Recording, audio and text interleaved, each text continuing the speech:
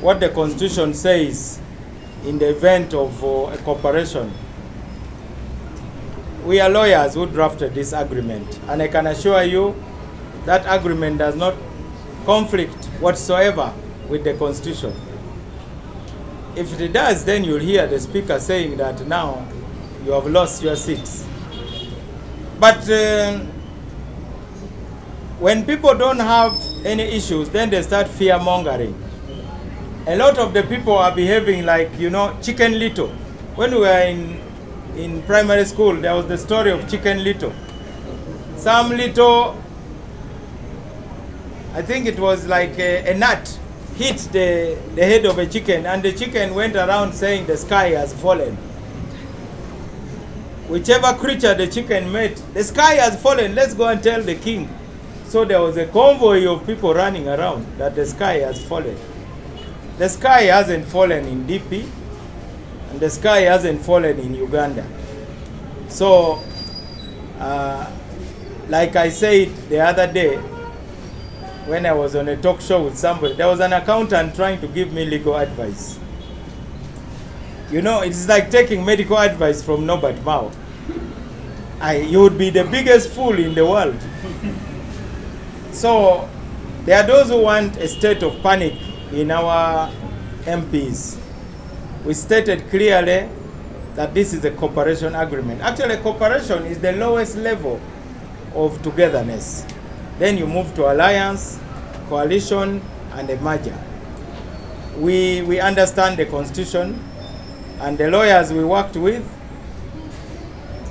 I won't mention all of them here, but definitely that was not an issue that was raised at all, and it won't be raised. On the question of conflict of interest, when I'm in DP, I'm talking about peaceful presidential transition, national dialogue, constitutional reforms. As Minister for Justice and Constitutional Affairs, I'm talking about the same things. So, what is the clash between that? These are two entities, each serving different interests. You are going to serve in a government that has majority in parliament, has served for 36 years, and the DP has been on the side trying to pull that government out. So that is what you will be saying, but the interest within the two entities inside. I think I should ask you to give it the benefit of doubt, because when you read the agreement closely, we have our freedom to disagree. The right to disagree is there, but on a no surprises basis. For instance, I cannot be in the cabinet and pretend that I'm supporting something, and then I come to parliament and I denounce it. That would be crookedness. If I can't tell you to your face that I disagree with you, do you know how hard it is to negotiate with President Museveni? I want those who are yapping around to go and try it. Anyway, you are saying NRM and DP serve different interests. Now that is the biggest hoax. All these parties, have you heard people speaking when they are campaigning? We want you all to be rich. We want water here. We want justice. We want peace. Are those different interests? I think it is about method. That's where we differ. But for argument's sake, let me tell you that the political parties in Uganda are not disjoint sets. You studied mathematics. You know disjoint sets. It means one set is here, one set is here. I beg to differ. The parties in Uganda are not disjoint sets. We have intersections. Now, looking for that intersection is my job and the job of DP. The one thing that all parties must defend. Now, assuming we are invaded by another country, will you say that NRM and DP will be saying, we welcome the invaders because we don't like the government in power? I would be very surprised. I think we must learn from other countries. As you know, despite my young age of 55 only, I have been in this arena of politics for a very long time. And that's why sometimes people think I'm the same age with President Museveni. Because they have been reading about me from 1990 for so long. The Americans can fight in their country. They can disagree and call Joe Biden names and what. Once they are outside, you won't hear that. But for us, we seem to want to take every dirty linen and display it for the world to see. This is our country. Like I've said, we may have plan B, but we don't have a country B. So there's an intersection. I disagree totally with anybody who talks as if the parties don't have any common interest. I said the other day, of course, I have been attacked for saying it when I said other parties discuss money, for us we discuss ideas. That when other parties go to NRM, they go to talk about how to get money. For us, we go to talk about how to serve Ugandans. Now, the question from Uganda Radio Network, I don't want to speculate, but Uganda is in transition. The transition is not coming. The transition has started. And we have only done what is a catalyst. One day I was talking on TV and I talked about how hydrogen peroxide can become water. It can become water if you just leave it there, because hydrogen peroxide is one molecule, 2 molecules of hydrogen and 2 molecules of water. Oxygen, yeah, this is a scientist. So 1 molecule of oxygen can escape. But to speed up the chemical reaction, you put in a catalyst, potassium permanganate. So that's what DP has done. That's why you see everybody is running around. It is known as the shock doctrine. DP has applied the shock doctrine because, you know, when you are shocked, you can even move away from your home, even when you know where your home is. So this thing has shocked Ugandans. People are coming to terms with it, and they don't know how it has been done, but there it is. Deal with it and see how to benefit from it. So I don't think President Museveni has a right to appoint a president for Ugandans. I've been hearing a lot of people saying, oh, now this is going to be the next president, that one is going to be the next president, and so on and so forth. It is true. An aspiring president signed together with a sitting president. As to whether the aspiring president will ever become president, that one I don't know, and I don't care, frankly. Let me be the Moses who will not come to the promised land. But Uganda must go to the promised land. Let me remain this side. But I want to push you to go. Please go to the promised land. That's what my job is. So don't count me among those who are dying to be presidents.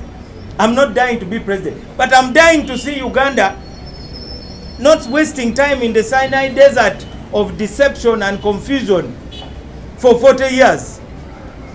You know, the journey to the promised land is a journey of 11 days from the Sinai Desert on foot. Why did it take 40 years? Confusion. 2026, the NRM will have been in Uganda, as a government for 40 years. That is our Sinai Desert. Ugandans don't care about what happens to Nobert, but go to the promised land. Leave me in the desert. I don't have to cross with you. Yes, please. Birthday parties. I want to dissuade you. Separate birthday party from serious national issues. When anybody, whether by the name of General Muhoozi Kainerugaba, steps forward, it is up to Ugandans to decide that. So I'm not going to be talking academically. You are really asking me to talk about academics. And I will resist the temptation. I have a lot to say on that subject, but I've been advised that now I should be a bit careful. I shouldn't be talking too much about things that are academic, because my words are now heavier. I don't only speak as president of a party, but I also speak as somebody who is in the cabinet, which is an organ of government. And moreover, the portfolio I hold is the one that mediates. As you know, the judiciary is part of that ministry, and when the parliament is quarreling with the executive, it is the judiciary that mediates it. Now, to the question of the law, I'll start with the simplest. Does the president of the party enjoy the right to make a binding decision on behalf of the party? I've done it before, but this one has heightened the debate because the stakes are higher. This is now about state power.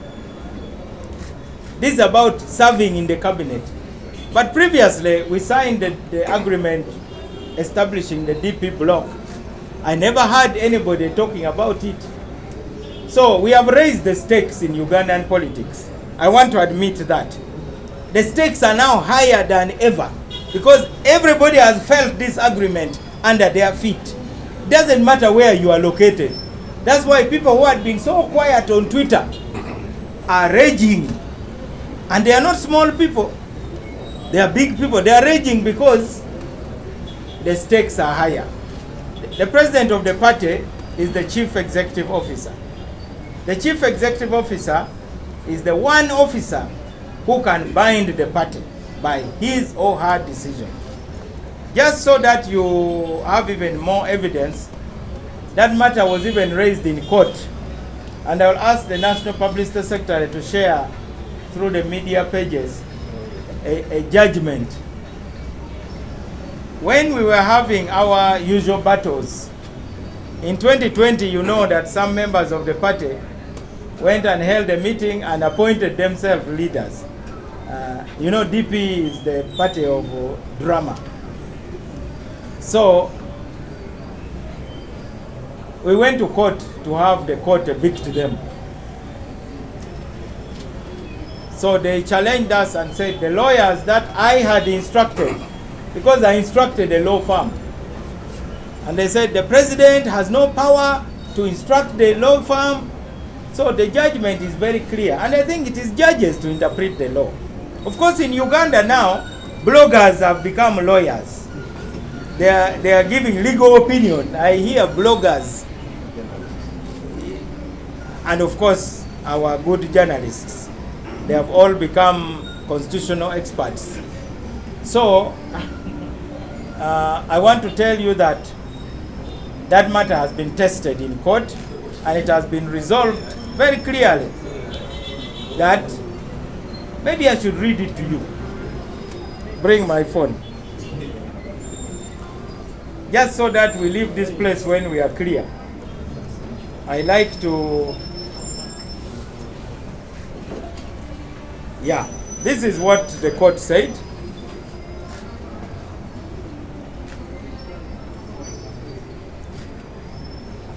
Let me ask my publicity secretary to read it. You have heard my voice?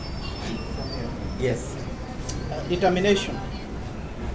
According to the Constitution of Democratic Party, the National Executive Committee is the directorate of the party, and in particular, its functions include B. to supervise the administrative machinery of the party at all levels and take such measures as it deems fit to enforce decisions and programs of the party. To do all other acts and things as it shall deem necessary for the efficient functioning of the party.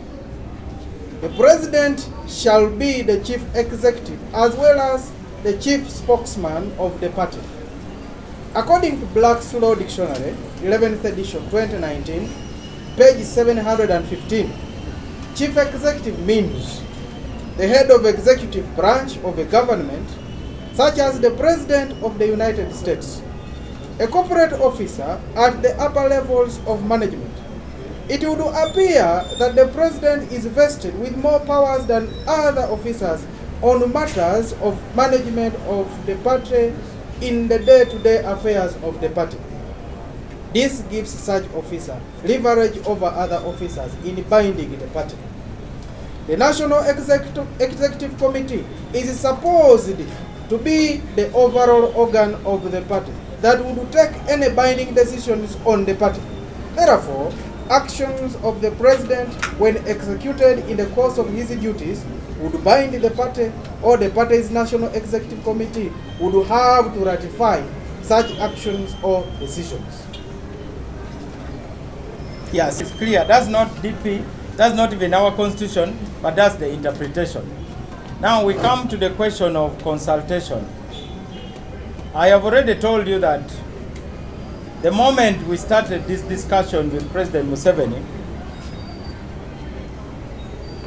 I called the whip of the parliamentary caucus, the Honorable Peter Okot, and I asked him that I would love him to convene the MPs. I have something delicate but important to share. So 4 of them turned up at Africana by the poolside. There was Honorable Richard Lumu, the MP for Mityana South. There was Honorable Geoffrey Okello, MP for Noya East, and the Honorable Court Peter, MP for Tochi County, Omoro District, and later Honorable Sebamala Richard, MP Bukoto Central. I briefed the MPs about what was going on, in line with what we had agreed as part of our strategic plan. You know, after the 2021 elections, we met at a Sela Hotel to make our strategic plan. And we set 3 objectives. State power, winning power outright as DP. 2, sharing power substantively or substantially with any government in power. AGIP for brief, AGIP. Any. If it was a government headed by another party, we put it in our document as a strategic goal. 3, to lead the opposition and thereby be the main challenger to any incumbent government. We did our strategic planning as DP. It is there in black and white. Therefore, the discussion with President Museveni and the NRM must be seen in the context of DP's strategic objectives. We believe in what they call OSD. O, objectives. S, strategy. T, tactics. Of course, people confuse the difference between strategy and tactics. I hear people say, so-and-so is very strategic, so-and-so is tactical. Basically, a strategy is how to solve the whole problem. Tactics is how to solve part of the problem. What we are doing can have strategic consequences, but it can also be tactical because it solves part of the bigger problem. So, DP set those strategic objectives. We met. We realized that basically we are on our own. NRM is shooting us. All the other opposition parties are on our neck. When we presented our Grand People's Coalition framework document to the opposition parties, they basically threw them at us. They don't want to commit. They want what they call a DHEI. And that is why I insisted to President Museveni that I don't want this DHEI of saying, let's work together, and then you work. Said, my party must have its key issues captured in the document so that our members can hold us accountable, so that Ugandans can hold us accountable. So I consulted the parliamentary group. I gave my smartphone in which the full original draft of the agreement was. I gave it to our MP, Honorable Richard Luma. I said, read. He's the deputy legal advisor. And I saw him swearing that he has never been consulted. Yeah, but now welcome to politics. Did I consult the management? You came late. Before you came, I'd already told the media here that I briefed fully the top leaders of the party. And even a handful. By the way, I even briefed other stakeholders who I want to mention here. But it is my duty as president of the party to take responsibility. I take the biggest responsibility. So if I'm to be hanged for this, it is okay, because it is me who committed my party. But I am seeing that slowly by slowly, members are beginning to appreciate that for once, they have somebody who they can talk to, and somebody who will continue being who he is. When I gave my speech in Isinjiro, people said, oh, why are you now telling the NRMs that DP has a share in NRM? I said, yes. All those who died in Luwero Triangle, the majority were DPs. The blood that was shed to bring NRM to power was largely DP blood. And the cause was DP's cause, because our votes were stolen.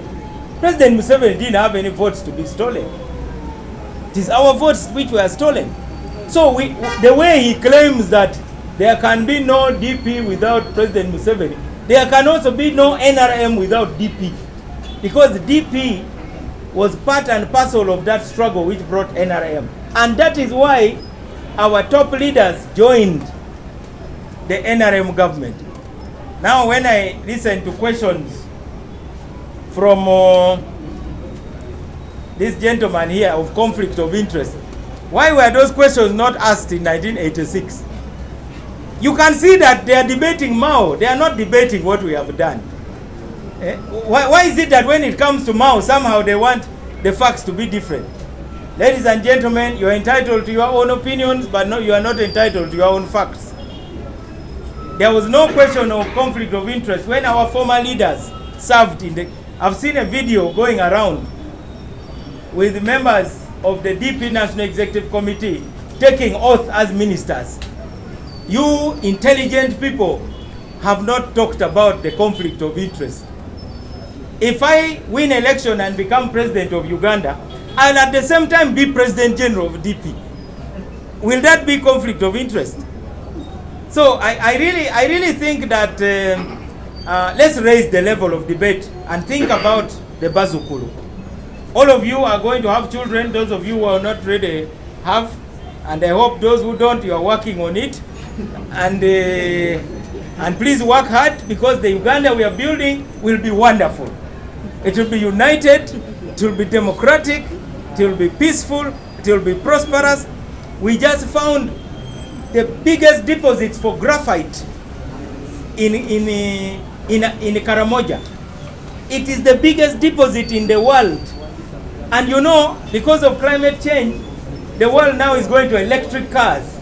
Uganda will be the biggest supplier of the graphite needed for batteries to run electric cars. This country is going to be rich and powerful. Don't miss the chance to make your contribution to it.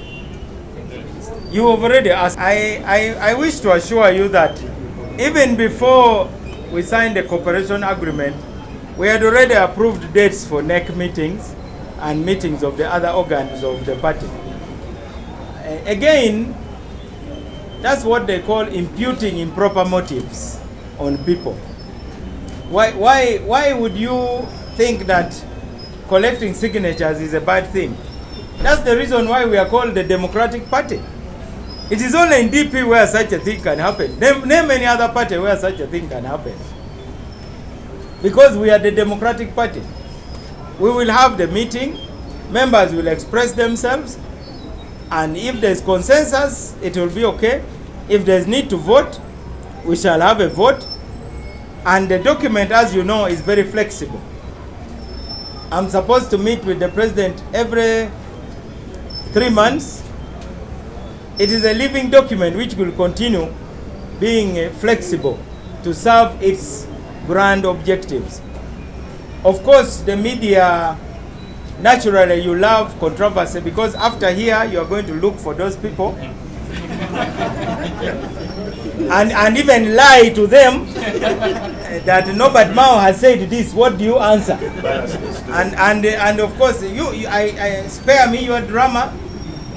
I am going to be sworn in tomorrow as Minister for Justice and Constitutional Affairs. I'm going to be very busy implementing the agenda I've just declared. You continue with that drama. It is okay. Of course, in the evening, I'll be seeing that Mao said this, now this one said this, because that's what makes news. And I love it anyway. I'll be sitting at home and enjoying it, and I'll be telling people who are in the house with me that I told them that that's what they are going to do. So I don't need to be a prophet. I welcome DP members to express themselves, either for or against the agreement.